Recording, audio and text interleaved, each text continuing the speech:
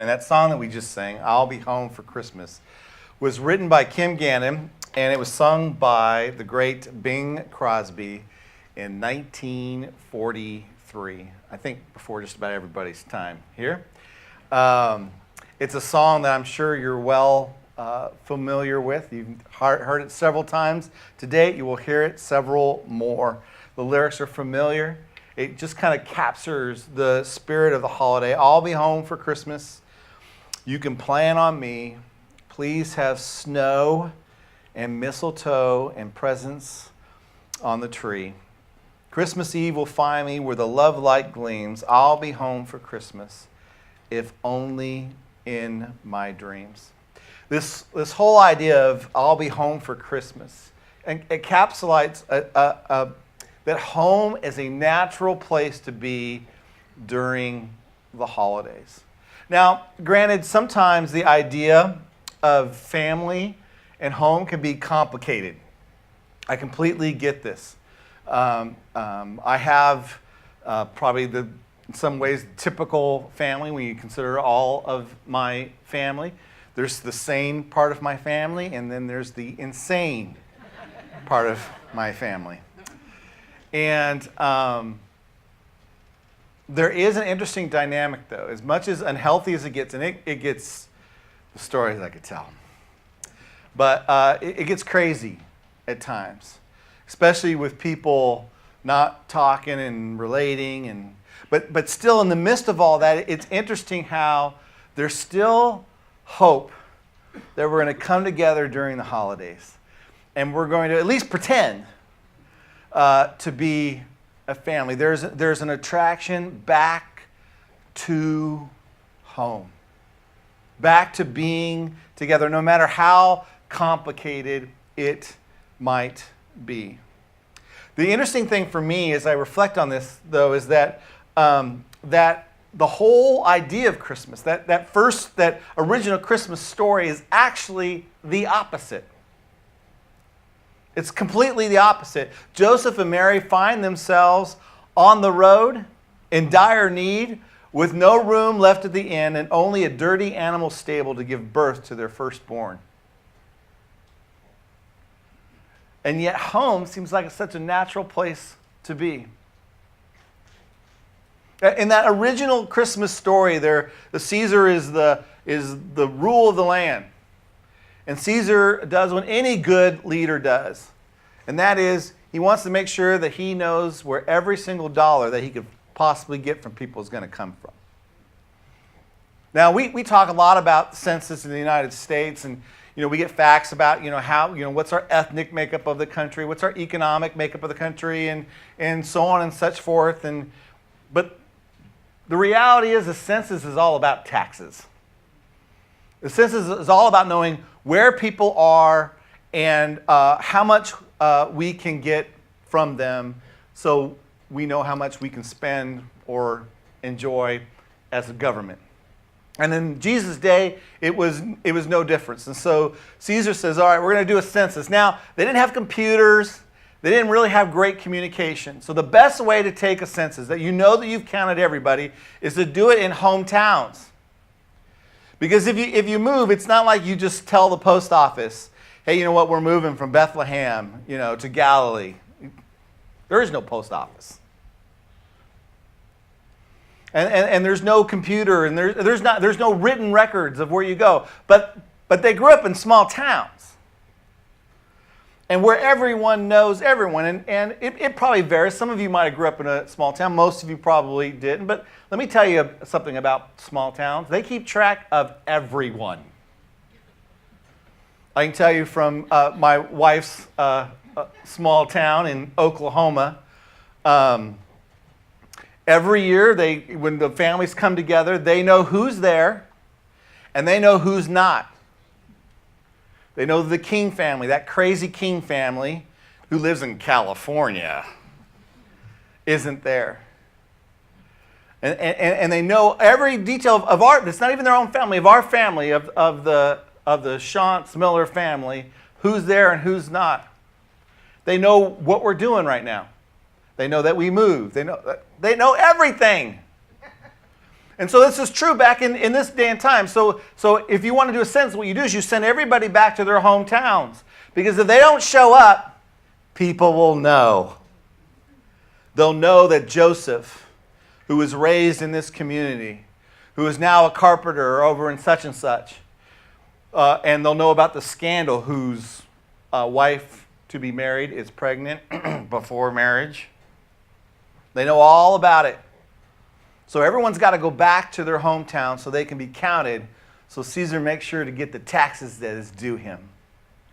The problem is, in the middle of this, there is no allowance for your personal situation. So the fact that Mary is pregnant and about to give birth means diddly squat to Caesar. So they have to make this trip, and so they're slower than everyone else. And not only do they find themselves alone on the road, and they probably started with family. They probably weren't the only ones in Galilee. But whether it's because Mary was pregnant, or maybe it was not just really cool to kind of travel with Mary and Joseph because of the scandal. They find themselves alone on the road. The relatives' homes are full. The inn is full. And the only place they can find outside of the wind and the cold is in a stable. And this first Christmas is where Mary and Joseph gave birth to Jesus. They found themselves in a situation much different than our dream picture of home for the holidays. Now, the song, "I'll Be Home for Christmas," was actually sung from the point of view of a soldier, probably in World War II, writing home, saying, I'm going to be home for Christmas. And he's thinking about all the things that he loves. He's thinking about the mistletoe and the girl he might get to kiss. He's thinking about the snow rather than the hot, murky, or rainy area that they're in. He's thinking about the presents, either in or under the tree, depending on your tradition. And as he's seeing, I want to be there. I can just picture it. It's the natural place for me to be. But of course, the song ends with the reality. I'm going to be there, but it may just only be in my dreams. Now, during this season of festivities and lights and parties and fellowship, I sometimes, not all the times, not as much as I should, but I do think of those that are far off, that don't get to fully enjoy the quote-unquote Christmas spirit. I thought specifically of a song this week that was sung by a country artist named Toby Keith called "American Soldier." Let me read some of the lyrics to you. He writes, "I'm real good." This is from the soldier's perspective as well. "I'm real good under pressure, being all that I can be. I can't call in sick on Mondays when the weekend's been too strong. I will work straight through the holidays, sometimes all night long. You can bet that I stand ready when the wolf growls at the door. Hey, I'm solid. Hey, I'm steady. Hey, I'm true down to the core." And the chorus goes like this: "I'm an American soldier, an American. Beside my brothers and my sisters, I will proudly take a stand. When liberty's in jeopardy, I will always do what's right. I'm out here on the front lines. Sleep in peace tonight. American soldier, I'm an American soldier." Now, I don't know about you, but for me, I'm a little bit of a sap that gets to me. That kind of pulls at my heartstrings. The idea that there's someone out there far from their family that's even putting their life on the line, that doesn't get to enjoy all the lights and the sounds and the time and the hot chocolate. And they are working hard, and they're in a dangerous situation so that I might have peace, so that I might have a prosperous Christmas. That gets to me. They should be home for the holidays. I wish they could. If I get to, they should be able to, but that's not the case. And it just stirs in me. And as I'm thinking about this, I'm wondering how often we think of the sacrifice that Jesus made that first Christmas. You see, in a blink of an eye, Jesus went from the throne of heaven to a helpless baby lying in an animal's food trough. Think about that. In an instant. Jesus, some of the titles used for Jesus is King of Kings, Lord of Lords, Supreme Creator over all, Lion of the tribe of Judah, Almighty One, the Alpha and Omega, meaning the beginning and the end, Lord of all. Jesus says, I am the name of God. Jesus chose to leave all that. He chose to leave all that and become a helpless baby who was born in an animal stable where his first bed was a feeding trough for animals. In an instant. In a moment. Talk about a shock.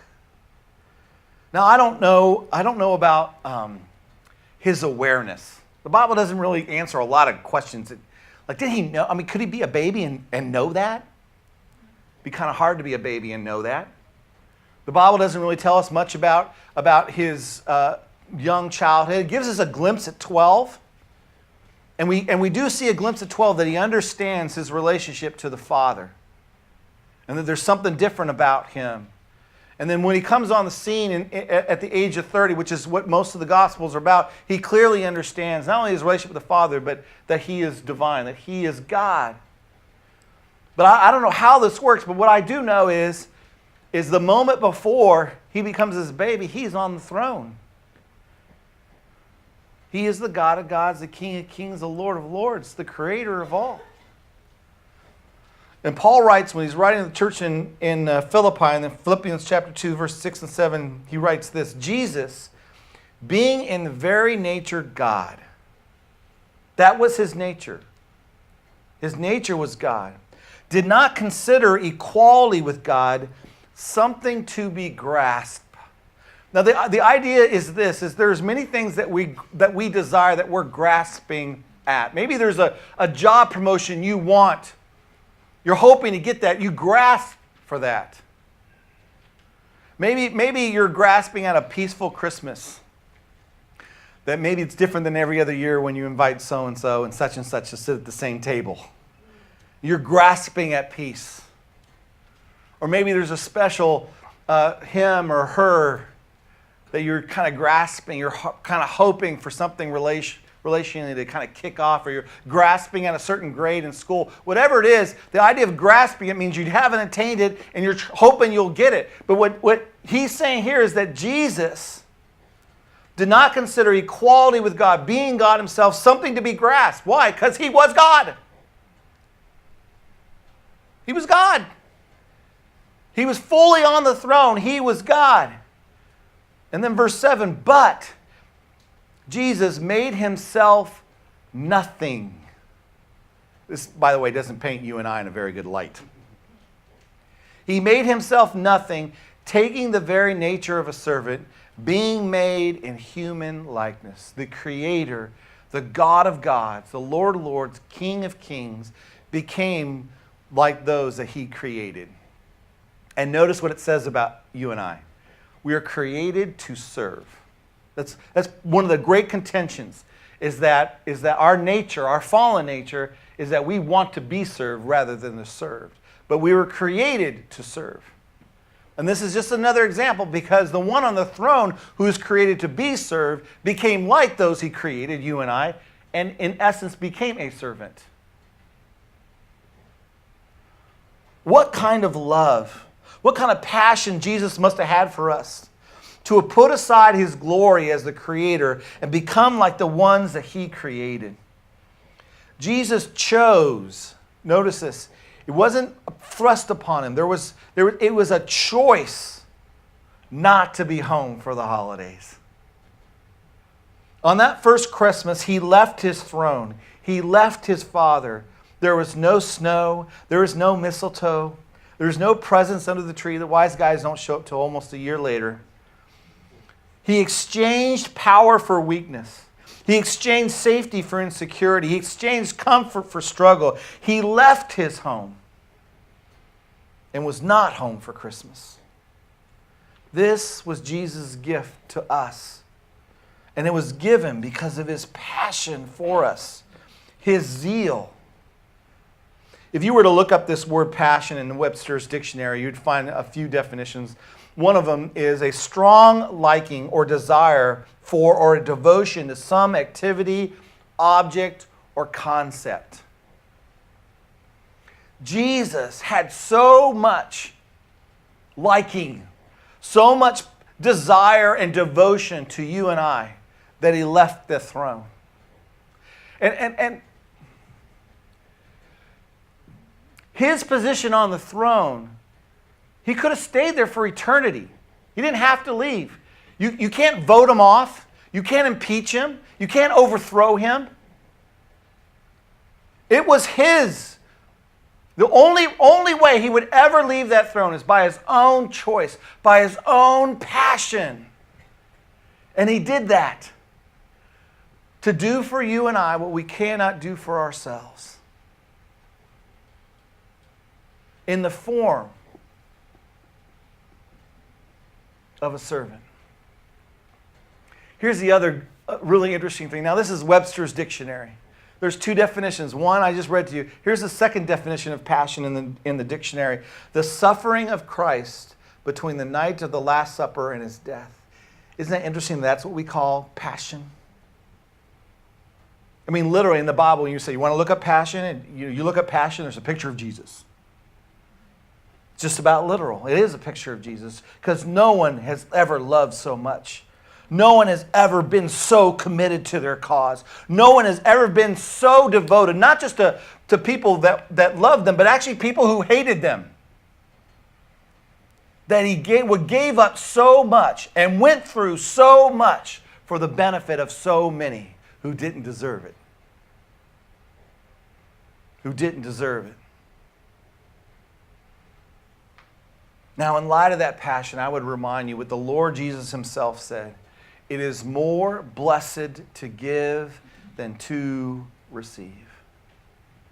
It is more blessed to give than to receive. And we innately, especially if you've been through a few Christmases in life, you know this is true. It was really fun when younger to receive and wonder what was in the gifts and whatnot. But as you get older, the true spirit of Christmas is in the giving. That is really the biggest blessing, is in the giving. Jesus left his home to give. It was the best present he could give us. In fact, when Paul writes to the church in Philippi, he didn't just tell them of the divinity of Jesus. He didn't just tell them of the sacrifice and the miracle of Jesus' choice to leave heaven for the manger. In fact, his main point was that you and I should have the same attitude. In verse 5, he says, your attitude should be the same as that of Christ Jesus. And then he writes, who being in very nature God, did not consider equality with God something to be grasped, but made himself nothing to take the very nature of a servant, being made in human likeness. His point in pointing to Jesus is that our attitude should be the same. That, in essence, is the spirit of the holidays. It's not some ethereal American, love kind of a thing. It's a specific, Jesus did it first and perfectly. Maybe we should try to do the same. Your attitude, my attitude, should be the same as that of Christ Jesus. This Christmas, we should hope to develop. For us, it's a process. He did it. For us, it's a process. But to grow in the same passion as Jesus. Don't just look to your family, to your Christmas parties and your Christmas plans. Look to the needs of others. Develop the passion of Jesus, or allow him to develop it in you. Like Jesus, this Christmas, don't just give presents, the gifts under the tree, but give the gift of your presence. Give the gift of your presence, because that really is the biggest gift of all. See, when the God of gods and the King of kings and the Lord of lords was sitting on his throne, and he wanted to bless mankind, men and women of all time, with the biggest gift that he could possibly give, he did not give us a utopian government. He did not give us wealth. He did not give us snowy scenery with a warm fireplace. He did not give us obedient children. As much as all those things would be wonderful. But you know what he gave us? The greatest gift of all? Himself. He left the throne and gave himself. He was present with us. Many of you may be familiar, unfortunately, you'll have to listen to the words because I don't have them on the screen, but to the song by Harry Chapin called Cats in the Cradle. The first stanza goes this way: my child arrived just the other day. He came to the world in the usual way, but there were planes to catch and bills to pay. He learned to walk while I was away. And he was talking before I knew it. And as he grew, he'd say, I'm going to be like you, Dad. You know, I'm going to be like you. And if you're familiar with the song, you know the tragic end is that's exactly what happened. Dad was too busy buying presents, providing gifts under the tree to be present. And when Dad finally woke up and said, you know what, I want to spend time with my kid, his kid was an adult and he had learned perfectly from Dad and he no longer had time to be present. Because he had a life now, a busy one. And I want to encourage you in the hustle and the bustle of the holiday season. And the interesting thing is, I don't know about for you, but let me just tell you how it is for me. I have this postcard Christmas movie picture in my head of what Christmas looks like, of what I'm wearing, of what the house looks like, of my children. And from Thanksgiving Day till Christmas Day, I work as hard as I can to make that reality, make that picture become a reality. And I am so busy putting up lights, buying the right kind of gifts, doing all the church stuff, doing my job so I can get paid in order to do all that stuff. I get so busy with that I often miss being present with my kids. And I'll tell you, you know this, but I'll just remind you. They may not be able to articulate it, but in the long run, your kids, your family, your coworkers, your spouse would much prefer to have you than whatever it is you're going to buy them. Truly have you. Present, rested, and encouragement there for them. And I would also say Jesus didn't just look to his own. Actually, matter of fact, in Romans it says that while we were his enemies, Jesus died for us. Jesus seemed to invade time, not for the people at the table he wanted to sit with, but at the people at the table that, quite frankly, everybody was hoping wouldn't have come in the first place. Those were the people that Jesus gave up the throne and entered and started Christmas in the first place.